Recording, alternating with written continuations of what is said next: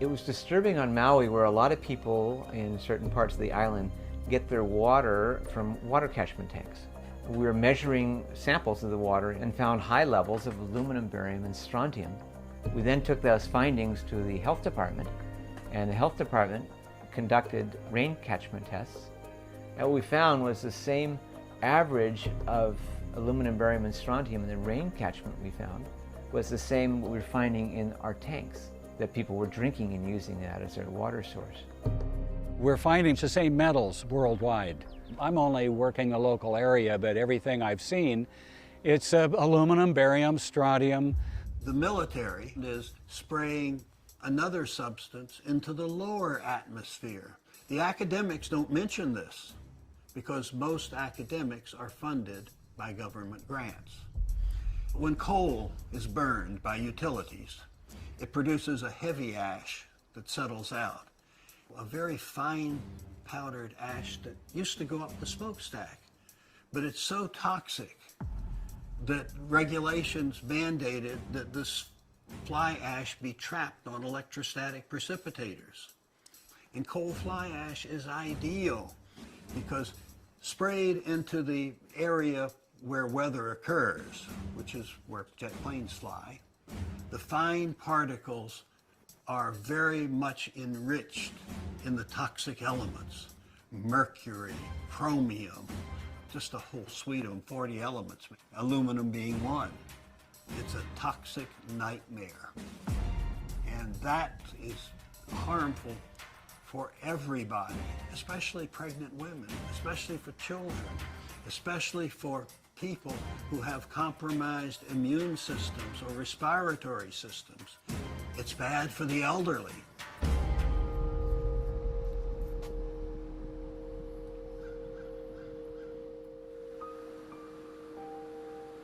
On heavy spray days, a lot of people have noticed sinus problems, headache, irritability, nausea.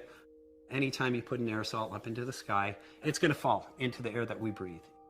Obviously, we're inhaling this with every breath. With that, it gets into our systems. We've seen diseases that have never been there, the cancers that are coming up day and day. My name is David L. Lewis. I'm a research microbiologist, and I've worked for the U.S. EPA's Office of Research and Development for over 31 years. In blood tests for human beings, tissue tests, we're seeing the elevation over the last few decades of these metals in the human population. And the health consequences associated with that are very serious. Respiratory mortality went from 6 down to number 3 in a 6-year period. We see issues like Alzheimer's, ADD, other aluminum-related illnesses that have gone through the roof, literally since the full-scale deployment of these programs. It's well known that very fine particles make people live shorter lives, birth weights are lower, cancer, autism is increased. Particularly during the early developmental stages of a child, the neurological effects on the brain and its development is of grave concern, since the forms of aluminum that are being sprayed into the atmosphere can cross the blood-brain barrier and contact the brain directly and cause damage to the brain cells. This is all, I think, is a result of change of environment, all these toxins that are being sprayed everywhere. It's like a mass genocide that is going on here. People are not prepared for this. Innocent people among us, their health is being damaged, and that is, in my view, a crime against humanity. There's something called aerotoxic syndrome. Now, I now have been speaking with doctors and with pilots. Many people are becoming ill. They're getting neurological conditions, they're getting extra fatigue, they're getting higher rate of cancer. Commercial airlines fly pretty much at the same altitude or around where geoengineering programs are taking place. And those have much higher concentrations of aerosols. What they do, they pull in some air into the cabin from outside. So as a result, people are getting a higher concentration of these metals that are coming into the cabin, and we're seeing this issue of aerotoxicity. That's impacting frequent flyers, flight attendants, flight crews, pilots. There are 2 pilots from British Airways, both aged 43, that died in 2012. This is due to aerotoxic syndrome.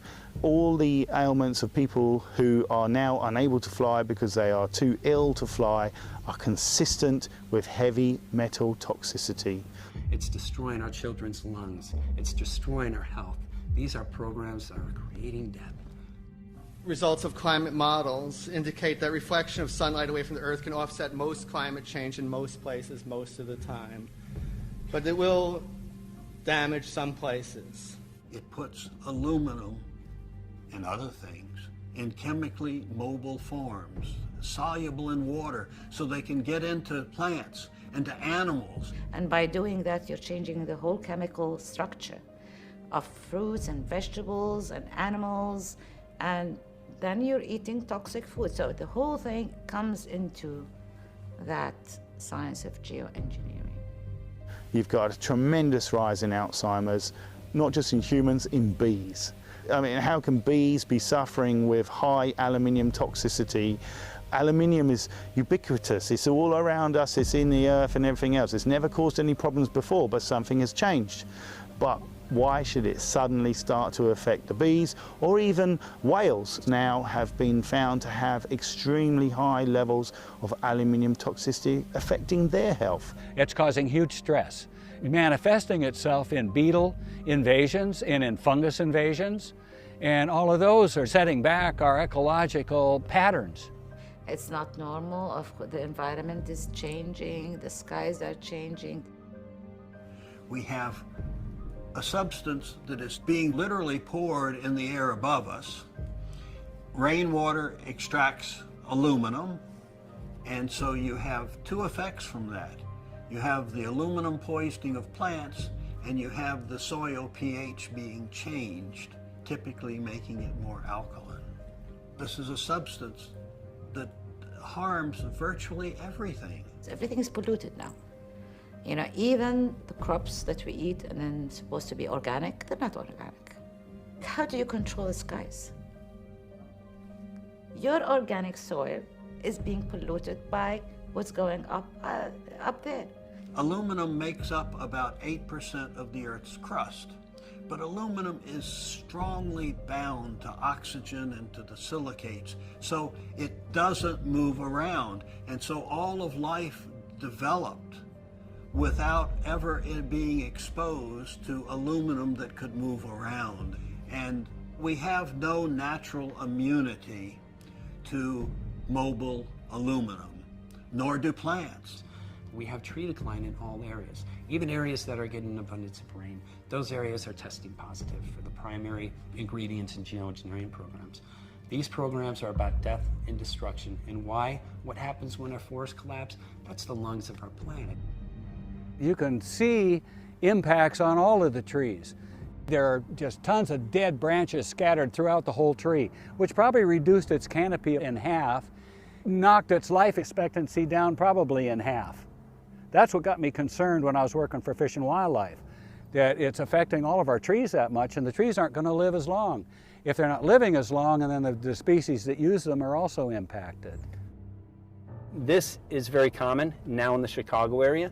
It's about every 3 or 4 trees that we're seeing is dead in this community. What we notice in Maui is about 1/3 of our rainforest is actually dead.